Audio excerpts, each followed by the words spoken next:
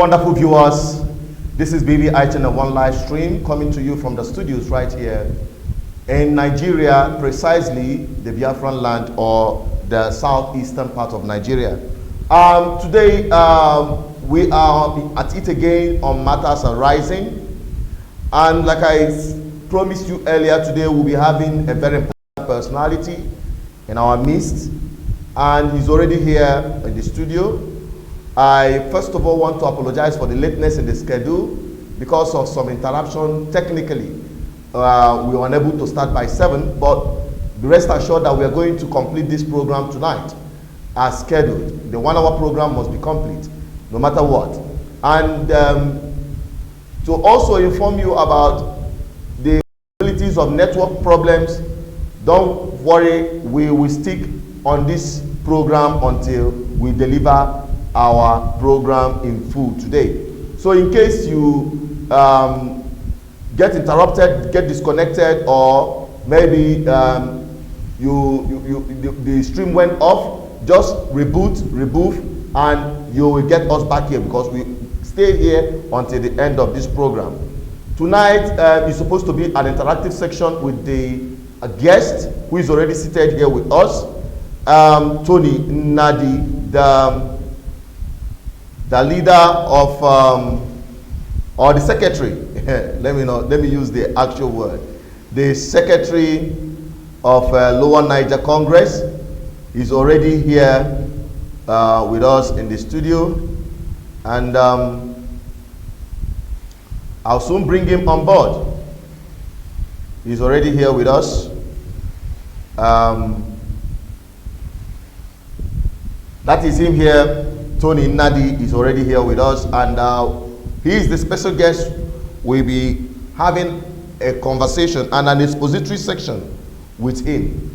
We are not going to take calls today on this interactive section, but you can drop any question you want, that you want it to be reflected to him on the course of this program, on either on the comment section, or you send it as a text message, either on WhatsApp on this number at the top of the screen. You can send a message through WhatsApp or direct message on the line. On this number you see there, 0810454533. We will not be taking calls, so that we'll be able to cover all the areas we needed to. So, Tony, I want you to bring yourself, introduce yourself, because I cannot introduce you better.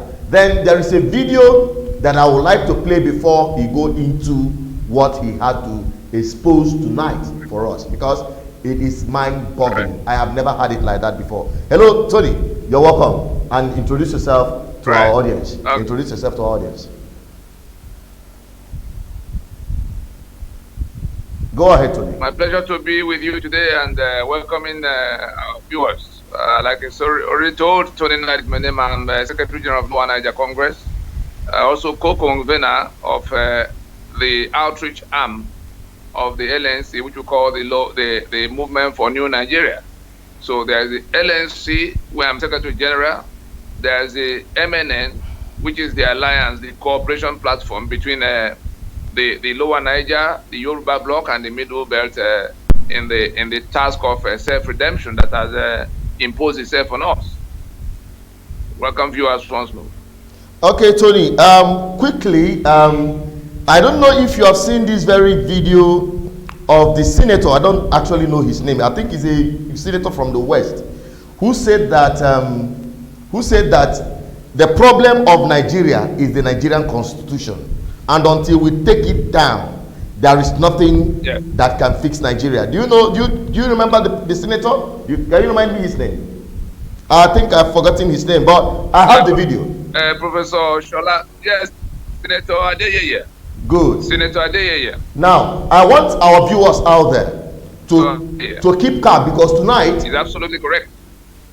Tonight we are going to do an expository, and I will tell you the importance of this video and this program tonight. I'll say that before I go into that video, because you have to understand the essence. We have to go through serious battle Tony, we were here some few minutes ago when we were about to start the program by 7 o'clock. Everything was ready, and immediately, boom, everything went crashing. And we have to fight to bring back this program, because this program is the most important thing to every Nigerian, not just whether you are from Arewa, Oduduwa, or from Biafra or Niger Delta. Wherever you come from in Nigeria, this program is for you, because your eyes go open. Because tonight you are going to hear it like you have never heard it before. Now, without wasting much time, let us quickly go to that video and bring it to our audience. We'll be right back. I dare to tell this nation today that this is the problem. This constitution can never give us progress. This constitution can never give us peace. This constitution can never give us unity. And unfortunately, most of us in this National Assembly, we don't have the spine to face what we need to give this republic to have peace and progress. What do I mean? This constitution has 68 items. 68 on the exclusive list. This constitution has only 12 on the concurrent list. And those 12 are written so nebulously, so fraudulently, that you know that the intention is to even undermine those concurrent. Yeah, Tony, we have just had the conversation or the statement on the floor of the Senate by the senator saying that this is the problem of Nigeria. Now, in unambiguous words, I want you to highlight, and you may not cover everything, highlight the most important aspect of that constitution that has made Nigerians, especially that of the South, particularly Southeast and what you call South-South region now in Nigeria, in slavery, in perpetual slavery and backwardness. Tell us, highlight those areas very briefly, then we'll go into other details. Well, it is the entirety of the 1999 Constitution. The Constitution we have on the table today is the victory charter of those who waged that war in 1967, the victorious side in that war, imposed what is a victory charter that now made all of those in this union, because there was a constitution that made us a federation. The coming together of the various peoples of Nigeria was on account of being a federation.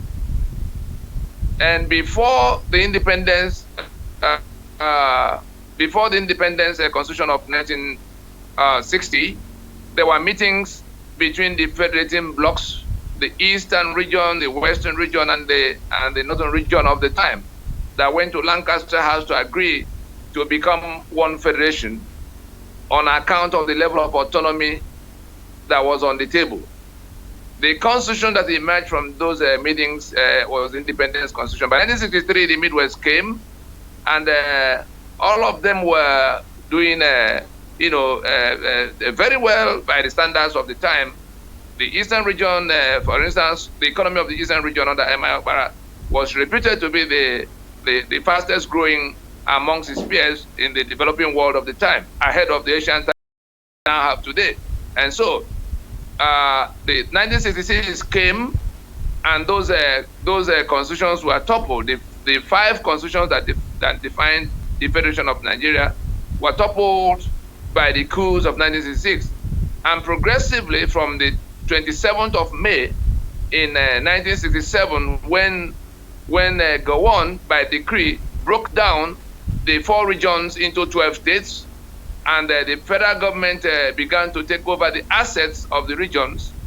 Progressively, they came to where, as we speak, from those 12 states of 1967, which was the point at which Nigeria ceased to be a federation, From that point in 1967, you know, it's gone from 12 states to 19 states when Murtala Muhammad came, then to 21 states, then 30 states, and now 36 states. In the process, they also began to create local government areas, and we have 704 local government as of today. In all of that, how we came about the current constitution was that the same Murtala Muhammad that presided over the coup of July 29, 1966, by 1975, he overthrew Gowon, and he gave out a task to some lawyers to help craft the constitution that can make them retain permanently what they got in the war, what they won in the war. And what came out was a draft that was taken before the Constituent Assembly in 1977. That Constituent Assembly, you know, went into the task coming out with a draft, a clean copy that should have become the Constitution. But on the 21st of September in 1978, Murtala Muhammad had been killed by 1976. That draft that was made for Murtala Muhammad by Rotimi Williams, who brought in Ben Wabweze, that draft went before the Constituent Assembly of 1977. The Constituent Assembly did not accept rejected the 12 states, the states that have been created as basis of the union. They wanted a return to the Constituent Assembly did not accept presidential system because it will accumulate power like we have seen now. The Constituent Assembly rejected so many things. The Land Use Act that eventually made it to the Constitution wasn't something they approved, but it's in the Constitution that emerged. The NYSC Act, by which the children of Sokoto, the children of Kano, the children of Maiduguri are sent to Port Harcourt and Lagos and Warri to be absorbed into NNPC, into MPA, into Central Bank, while the children of Port Harcourt, the children of Enugu, the children of Lagos are sent to Kaura Namoda, Biu, Gashua, Fortiscom to go and perish. That's the reason the NYSC Act was introduced in 1973. Somehow, they, you know, like along with the Land Use Act, they put all these things in that constitution that in what eventually emerged from that process. It was Obasanjo in all these things that were rejected by the Constituent Assembly of 1977. I want our people to pay close attention because that was the point at which everything went haywire. Obasanjo on the 21st of September in 1978 went on national broadcast and introduced 17 amendments. For those people who point us back to 1979 as a constitution that came from the people, it did not come from the people. It was the Supreme Military Council of Obasanjo and his confederates that brought what became the final product after they removed everything that the Constituent Assembly changed from the original draft that was made by Ben Mwabweze at the invitation of Rotimi Williams for Murtala Muhammad, who wasn't alive to see it through. It was that same 1979 constitution that was carried forward in 1999, the constitution we have on the table today. And back to your question as to what are those things that make us slaves in our homelands contained in that constitution. I will take just about 6 so that we can understand the gravity of what we're talking about. The first thing is the preamble to that constitution. The preamble that claims that we the people, having solemnly resolved to live in unity, do hereby submit ourselves into this union, making this constitution to govern our union. By that claim, your signature, my signature, Yoruba signature, Ijo signature, Ogoni signature, Idoma signature, If signature, all of the nationalities of Nigeria that were lumped together by the British. By that claim, it is to be understood that we have discussed amongst ourselves and therefore submitted our lands and ourselves into the union to be called Nigeria, and therefore making and giving unto ourselves that the constitution that we have on the table now. That's the claim. Now, the question will be, have we discussed? The answer is no. Have we submitted our lands and our people into this union to be governed according to these things that are contained in this constitution, to be a union of 36 states, to be a union of 774 local government areas, to be a union in which there are 68 items on exclusive lists, which forbid us from generating electricity for ourselves, which forbid us from doing the road from Enugu to Port Harcourt, for instance, which forbid us from providing security for ourselves. We cannot touch gun because arms are in that exclusive list. Only the federal government can do all of this. And what is that federal government? The Federation of Nigeria collapsed in 1966. Everything we have had since that time has been unitarianism. The federal government that emerged in 1966 was a rogue federal government.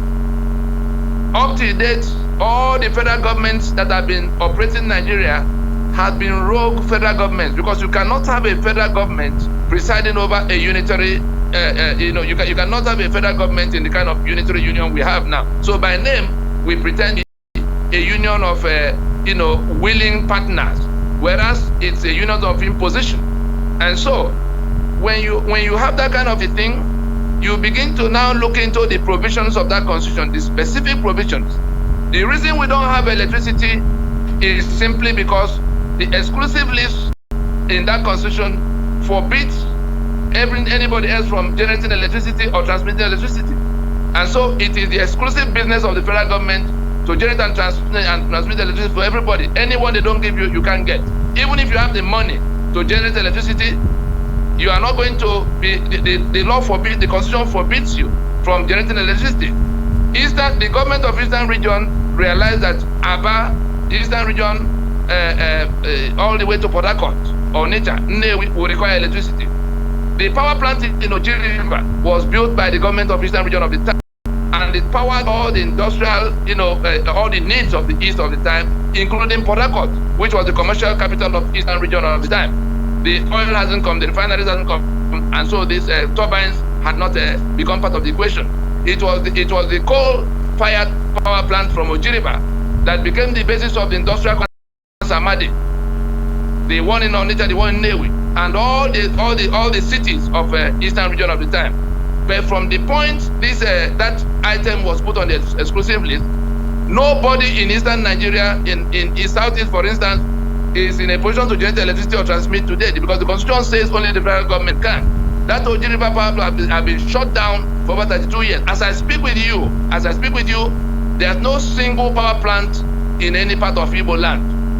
Not one. The attempt by Nnadi to set up the one in Aba that was supposed to run on gas, you could see all the controversies they've been throwing at him. It's not giving anybody power, because it's the federal government that will allow the gas, which is on the exclusive list again, to get there. And so that is just one item out of 68. You have the matter of security, the one that is poking us in the eyes now. Arms and ammunition are on the exclusive list. No governor in Eastern Nigeria can license even one rifle, even one pistol, because the Constitution of Nigeria puts arms and ammunition on the exclusive list. And so, whether you go and do vigilante, whatever you do, any gun that is not issued to you by the police of Nigeria or the DSS or the government of Nigeria approving in some way and monitoring in some way, if you are found with such a gun, you are guilty of an offense that can cost you your life instantly, because you can be shot at sight for being in possession of gun. And so, no matter how you cry, no matter how much you desire to protect yourself, it is that enemy which federal government has become to everybody trapped here that has to approve the guns. So if you have a situation where Fulani herdsmen are coming from everywhere, and from outside Nigeria, and you have a Fulani president presiding over how they move around very freely, unchallenged, killing people everywhere, who are going to get the gun to defend yourself? The law criminalizes you, and the police and the army that is working in tandem with those invaders are just going to descend on you and kill you. That's what's been going on. We see it happening in Southern Kaduna today. The governor there is presiding over over genocide as we speak. El-Rufai. He's presided over genocide of the people who are supposed to be under his watch, because with Fulani from all over Africa, who they say now belong to Nigeria. You had the governor in Bauchi saying so. So back to specific provisions. It is on account of the fact that the matter of elections, national and state elections, are in that exclusive list. No candidates for election. For those who are talking about how they will go and win election, you all, some of our people, and I'm surprised at them, they think it's by accident that the eastern states have not had any decent governors all this while. The federal government that controls INEC is the one that will process all the candidates, even for state house of assembly. The party is headquartered somewhere, and then the INEC that has to process the candidates, anybody who they do not like, somehow they will come up with some reason why he can't get to running. If he runs, if he escapes all the hurdles and he manages to run and wins, if they decide he cannot be governor, they have a way of, you saw what happened in Imo, where somebody won election very clearly, started work, and then somehow somebody sat in Supreme Court in Abuja and decided he wasn't going to be governor in Imo, and they removed him, and the heavens have not fallen. So as it is with electricity, so is it with all the infrastructure, so is it with security, so is it with matter of winning the election, because it's all in the exclusive control of the federal government. That is why we have what we have on ground as we have it today. And if you are talking about corruption, including the one that the governors that are supposed to be doing, because some of our people will say, oh, let us go and face our own small portion and leave the rest of Nigeria. The governors do not owe you any obligation under this constitution. Nigeria is a criminal enterprise under this constitution, because if you have a forged instrument, because that claim that we have made a document we did not make, a document that sees all about, oh, I didn't tell you, all the assets, all the economic assets of the constituent, the oil and gas of the Niger Delta, the ports of Lagos and of Eastern Nigeria, including Port Harcourt, including Calabar and rest, all of them are now property of federal government under this constitution. The coal, what is it that they use to do cement, and they are located to Dangote all over the place, the limestone, the federal government took all these solid minerals and the hydrocarbons everywhere they are found, including gas. And so, having taken all the assets, they took away the right to work those assets. Refining, for instance, whereby Nigeria of 200 million people that produces 3 million barrels of crude oil every day is buying petrol for use of the citizens. What happened? Because refining, that right to refine, is domiciled to the federal government, and so they have no capacity to refine anything. If that item is removed from the exclusive list today, Lagos that has 40 million people can very easily license a whole number of even modular refineries. Just people are going to be able to buy crude from NNPC and refine here, and there will be abundance of products at a cost much less than what they're paying today. And it's just because those things are on the exclusive list that they cannot be done. And now, the governors, the president, you see all the probes going on in Abuja. The one of NDDC is going on now. We saw the one of EFCC. We saw the one of NNPC that's been selling without accounting to anybody. Everywhere you look, I will be asking, show me one department of government of Nigeria where it is not the same story. But it is corruption, it is officials being corrupt. No, that's a much lesser problem. The big problem we have is that on this constitution, corruption is official. It's a different problem from officials being corrupt. How do I mean? Section 6, subsection 6C. And I want those who are listening to challenge the lawyers in the land to tell them whether under that section the government owes the citizen any obligation for anything at all. That section 6, subsection 6C of this constitution takes away, nullifies the whole of chapter 2. It is in chapter 2 that you have all the good things of life government should provide for the citizen. The social contract is where you are submitting your sovereignty to be managed in a union. And in return, you get security, you get welfare, you get education, you get housing, you get healthcare, like other countries of the world. But in Nigeria, chapter 2 of this constitution has all the good things of life you can imagine for the citizen: equal treatment, security and welfare. But section 6, subsection 6C, nullifies that whole of chapter 2 in black and white, meaning that the government does not owe the citizen any duty to build school, to build a road, to build hospital, to provide security, to provide welfare, all those beautiful things, or for equal treatment under the law or in terms of available opportunities. All those good things that are in chapter 2, which you see some of the lawyers in Nigeria saying, oh, Constitution say government should provide security and welfare. Constitution say we will have equal treatment and all of that and all of federal character. All those things are in that chapter 2. Because that federal character is supposed to be, to provide some kind of let everybody have a sense of accommodation, sense of belonging. But they are not enforceable. He made the section 6, sorry, 60, make the whole of chapter 2 non-justiciable. And so, with that, they don't owe you any obligation. Section 81 of the Constitution says that the president must obtain permission from the executive branch to spend the money, any money from the treasury. Section 82 goes on to say, oh, you see, while they are debating in the National Assembly, the president is at liberty to run government spending money. Meaning that the limitations they put there are so dubious, so nebulous.